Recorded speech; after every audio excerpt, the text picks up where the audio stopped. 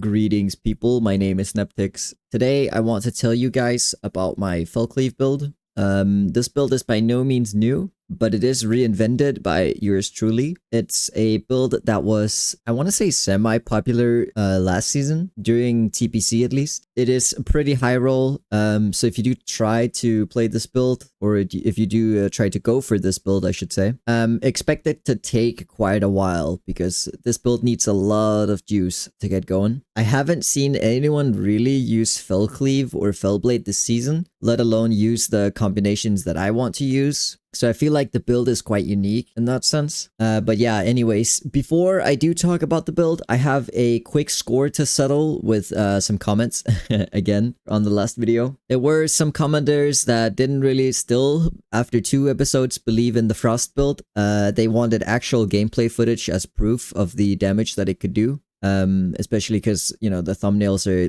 you know, they look quite ridiculous, but it's actually not that far-fetched. So I'm gonna play some clips of that real quick, and then we're gonna jump right into the build explanation.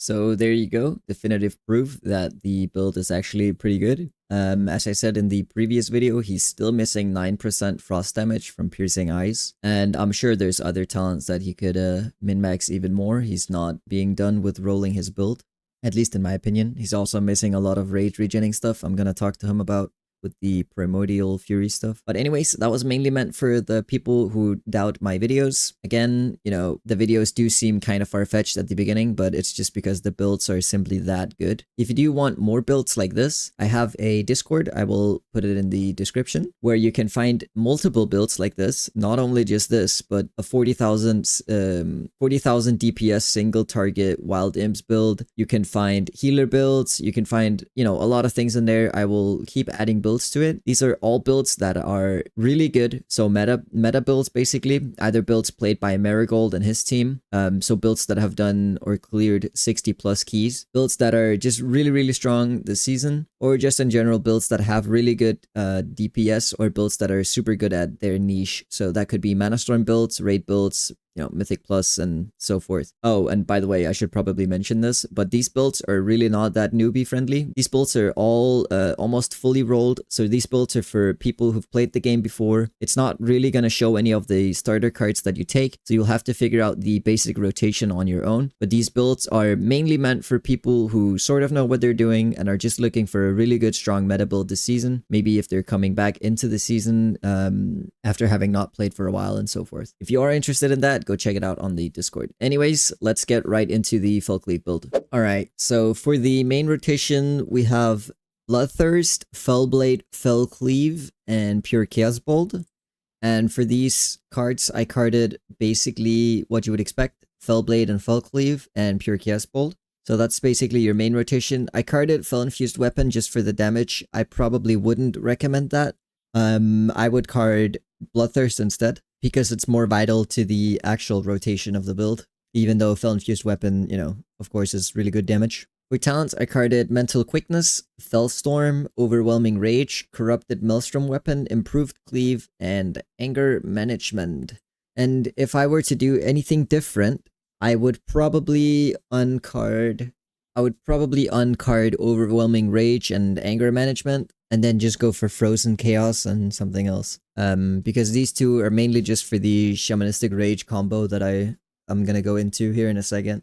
But anyways, that's what I carded. For the rotation itself, this entire build can be played in one button, basically, but what you want to do is you want to use Fel Cleave. This is for single target, by the way. It's Fel Cleave into a Bloodthirst, into Felblade, and then into Pure Chaos Bolt, because at that point you will have 3 Corrupted Maelstrom stacks.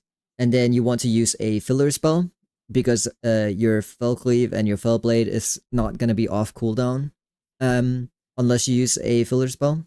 So usually what you would do is you would use Wraith, but I will get into that why I can't use that right now and why that will work really well with this build.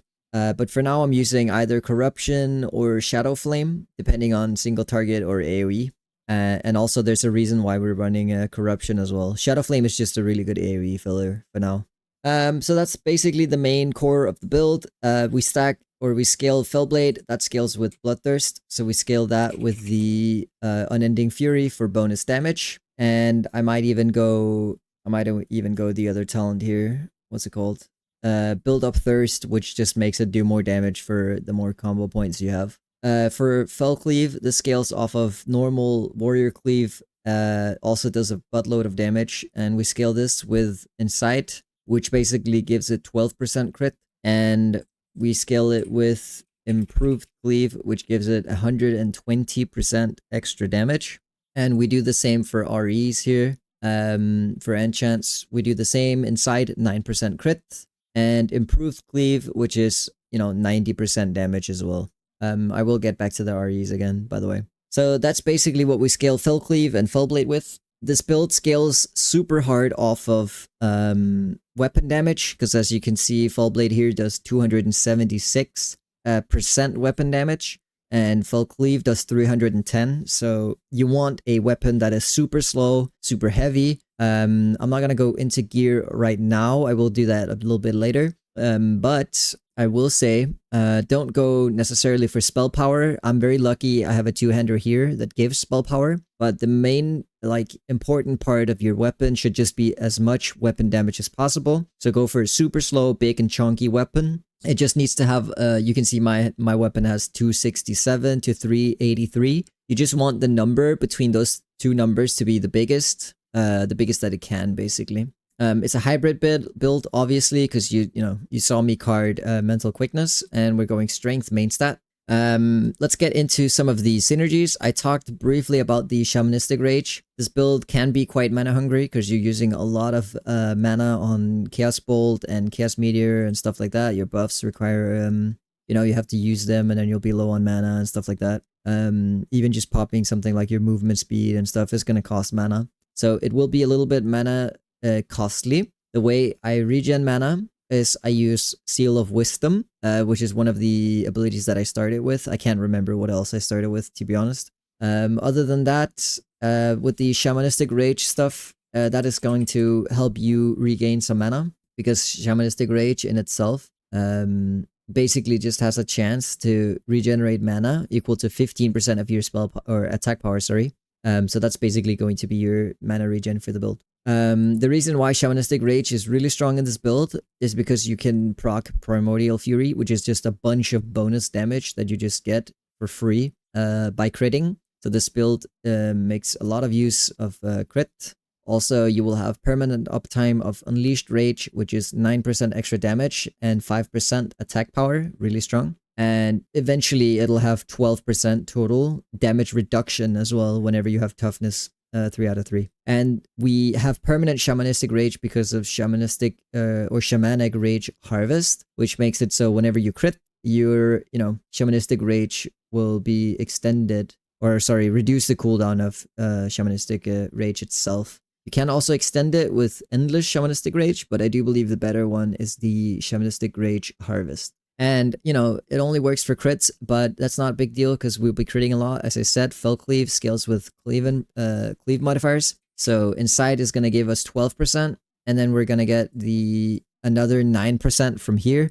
So that's 21, just on Cleave alone. And then we're running Elemental Devastation, which these 3 give 3, so that's 9. And then Elemental Devastation in itself is also going to give 12, so that ends up at 21% as well. So in total, with inside an Elemental Devastation, oh, I just got a response, nice. Anyways, it should add up to about 42%, because 21 plus 21 is 42. And then plus whatever crit you already have on your melee, and this is pretty low, it can definitely get better. I just swapped out some crit gear. So plus this, that'd be 84% crit chance on your cleave. And this is AoE, so you can see how Shamanistic Rage has permanent uptime, and you'll be triggering Primordial Fury a lot with this build. The second combination that I wanted to talk about was running Battle-Mage.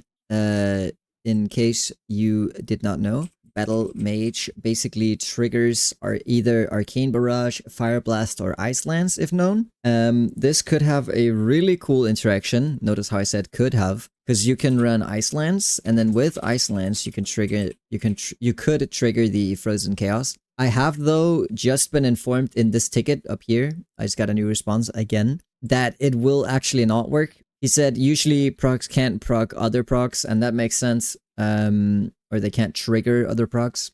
So obviously that's not gonna work now. But what I can do to fix it in the future, which is also what I would recommend you guys doing, is instead of running Ice Lance, just run Fire Blast for free damage, and also it's going to reduce the cooldown of Fel Cleave. So that might be something that you could do in the future. I'm not quite sure where I'll take it from here, but that was definitely an interaction that I wanted to work to get free, Frozen Chaos procs. He said though that they might change it in the future. It was not completely off the table, but that was definitely something that I wanted to do with this build. Instead, I will probably run normal Maelstrom weapon as well, and then probably run Hydrogulls for it to bounce and get a bunch of Frozen Chaos procs from that. But yeah, so I'm a bit bummed out that that interaction didn't work, but you know, Fire Blast on Battle-Mage and getting cooldown reduced on Fel Cleave is still free damage, so I'll take it. Anyways, the customer service representative or the game master was super nice about it actually, and he said that it might, he said that it could possibly get changed in the future. He would take it further up the chain, so I don't know, changes might happen, we'll see. And he would, try to see if he could get the Battle-Mage talent updated on the database, because there's literally no information on what it procs and what it doesn't proc and what exactly does it do. Because yeah, I've been told that Fire Blast does proc Hot Hands and stuff like that, so we'll see. The next interaction is Slice and Dice, and what's it called? And the reason why we're running Wraith basically. So Slice and Dice is literally just attack speed, that is kind of whatever, but we can reset it with Cut to the Chase. And the reason why Slice and Dice is also kind of good is because we're running Cleave, but we're also running normal Cleave. So Fel Cleave and normal Cleave. Normal Cleave is something that I've macroed into literally every single one of my buttons. So it's always going to be spamming normal Cleave as long as I'm spamming Bloodthirst or Felblade or whatever. Also, all macros will be in the description. Cut to the Chase is basically going to make it so whenever you use a finishing move with 5 combo points, your Slice and Dice is going to be reset. So it's basically just a damage increase and you get more cleaves off. The reason why I'm using Wraith is it's the only finishing move that actually does magic damage, I would say. Like a meaningful amount of magic damage. And it has the bonus of it scaling with Haunt. And the reason why Haunt is really good is because there is a talent here called Everlasting Affliction. Your Corruption and Unstable Affliction spells gain an additional bonus spell damage, which is whatever. But your Drain Life, Drain Soul, Shadow Bolt, Haunt, and Howl of Terror spells have a 100% at 3 out of 3 chance to reset the duration of your Corruption spell on the target, which is really good. You can run 2 Corruptions, by the way. You can run Normal Corruption and Jadefire Corruption, which they're shadow damage and fire damage. The reason why we want to run Corruption and reset them with Wraith, as I said, Wraith is going to be your other filler spell. So you have Corruption, and then instead of Shadowflame, you're just going to be hitting Wraith, basically. It resets both of your corruptions on the target, I should say, and Slice and Dice. So it basically reapplies all your buffs for maximum DPS gain, basically. The reason why we're running Corruption in this build is not just for the damage itself, it's actually for the Molten Fel Core, which is basically just an addition to Molten Core. Casting Chaos Bolt now increases the chance to trigger Molten Core. This stacks up to 10 times, so it'll get increased by 20% total, and it'll constantly get reapplied. This is really good for longer fights, so on raids and raid bosses and stuff like this, where you have time to ramp. It will make the build need time, as I said, to ramp up for it to do maximum damage, but whenever you get your Molten Core, so when it does trigger from either of your corruptions, it empowers your next Chaos Bolt and Felblade, increasing their damage by 15% and critical strike chance by 10, which is really, really strong on Felblade.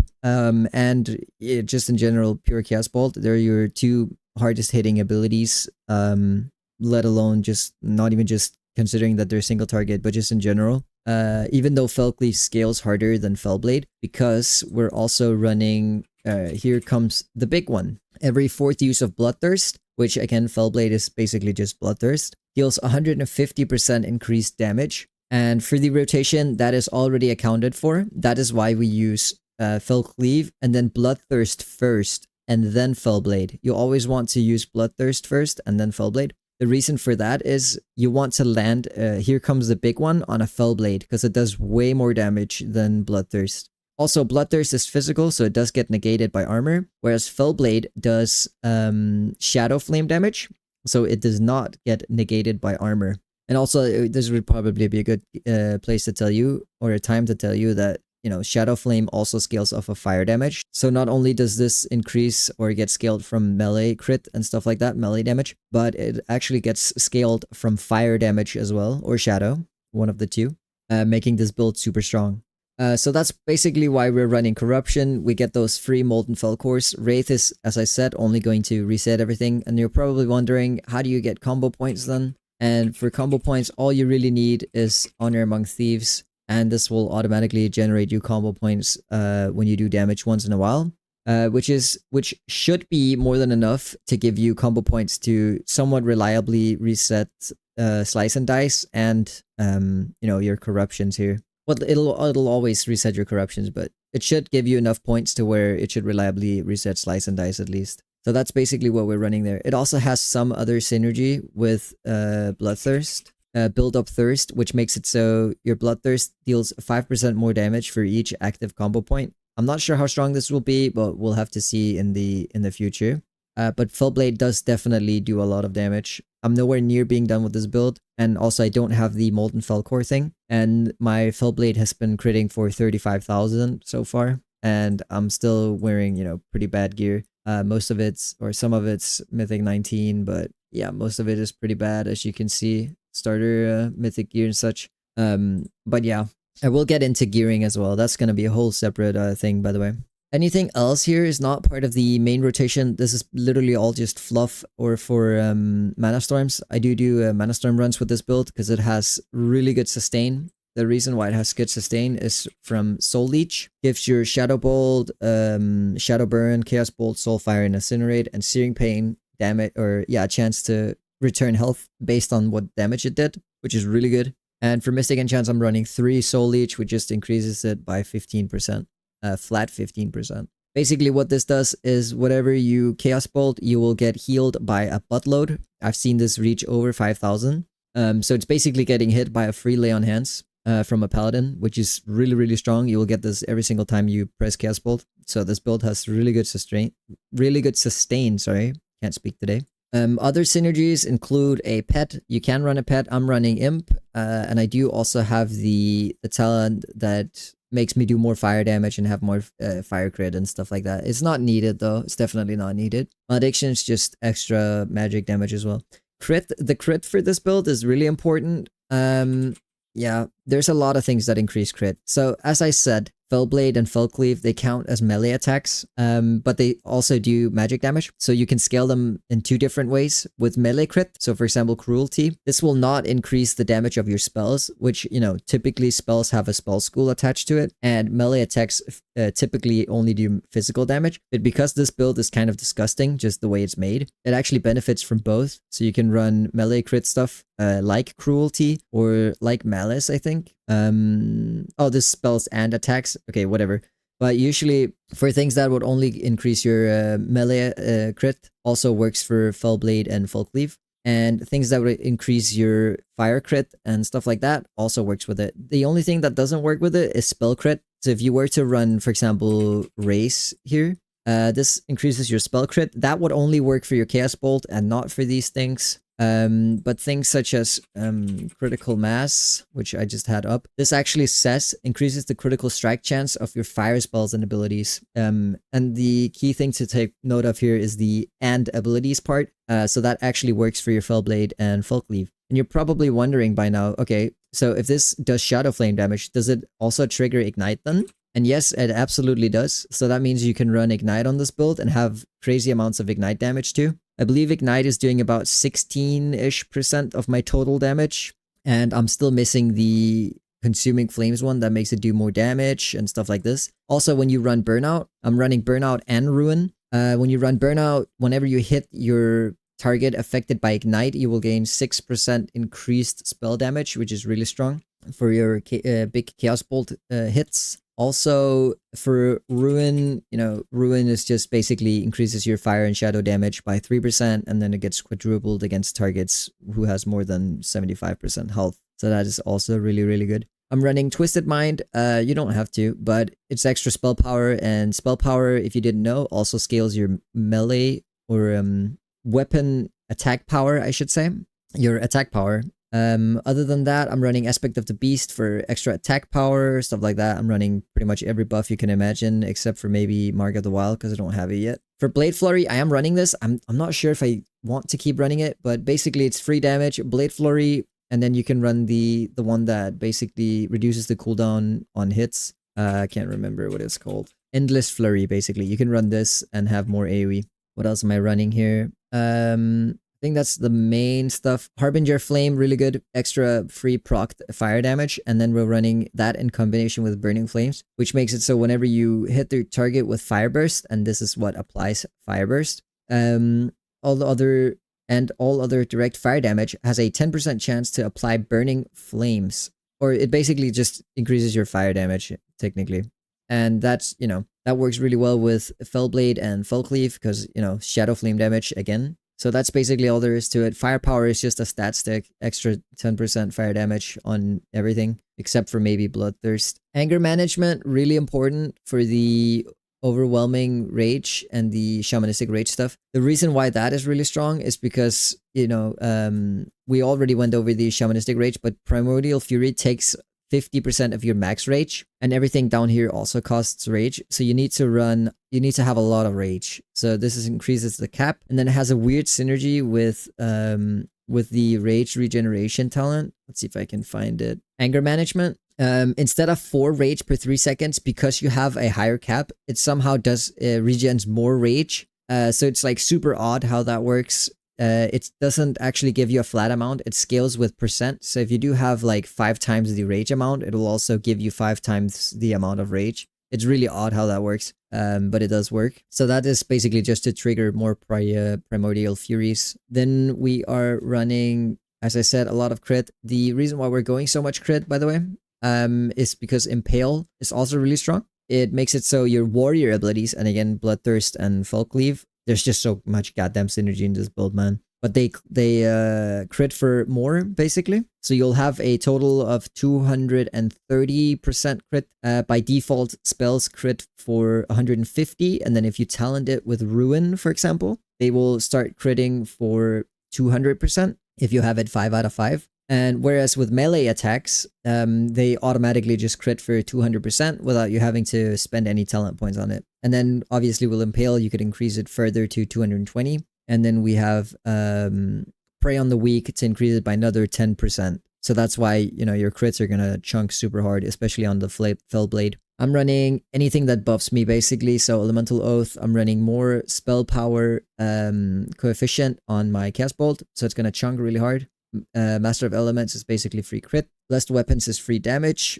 As I said, I'm running a pet, but you don't have to. I'm running Bane for more crit on the Cast Bolt again. What else is there? Oh, Nemesis. That's a different synergy. I don't have Metamorphosis yet, but Metamorphosis technically gives you 15% increased damage. But you can only use shadow, fire, or physical attacks and spells in Metamorphosis, which is, lucky for us. This is physical. This is fire and shadow. This is fire and shadow. This is shadow. This is shadow. This is shadow. And this is, you know, whatever it needs to be, basically. This is chaos, so everything. So you'll permanently have 15% increased damage with Metamorphosis. And then we have 100% uptime on Metamorphosis because we're running a Nemesis. I am going to run Demonic Reoccurrence as well. Demonic Reoccurrence here, which basically cuts the cooldown of Metamorphosis in half already, but removes some like defensive bonuses that you get from it. But that's a 15% damage increase just from running that, basically. I just don't have it yet because, again, I need a lot of rolls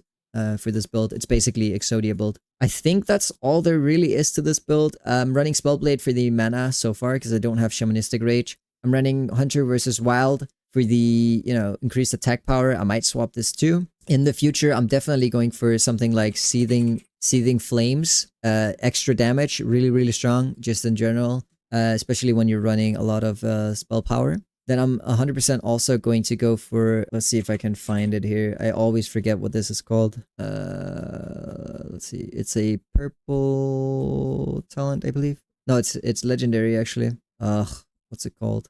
Is it called Strikes? Overheated Strikes. That's the one. I'm going to run Overheated Strikes as well. Again, you know, this build scaling super hard with weapon damage. And now you'll deal an additional 30% weapon damage plus fire damage. So this just fits perfectly into the build. Again, just extra free damage. Other than that, in the future, not only am I going for those things with the meta and everything with the Wraith and Felcore and stuff like that. And Frozen Chaos. Again, let's not forget about Frozen Chaos. Frozen Chaos here. I will have to use it, as I said, with Hydrogulls and Maelstrom weapons, so that's what I recommend. Other things that you can do is what I've been told on stream as well. Really good idea to run Hoplite. The reason for Hoplite is because it allows you to wear a polearm and a shield, so this is basically a free Titan's Grip. I'm not sure if Titan's Grip is actually going to work with this build. You get 15% less damage, but maybe instead you can run Dual Wield Specialization, which increases your fire damage just to offset it a little bit. And then the amount you get of like weapon damage, maybe like total weapon damage from having two-handers might be enough to like justify running it, since this build just scales super hard with weapon damage. But I'm not entirely sure because I don't know exactly how weapon damage is calculated on your character. I don't know if it counts only for your main hand or, you know, if it's both weapons and such. So I haven't done it yet. The reason why I'm running this while not dual wielding is just for the crit, basically.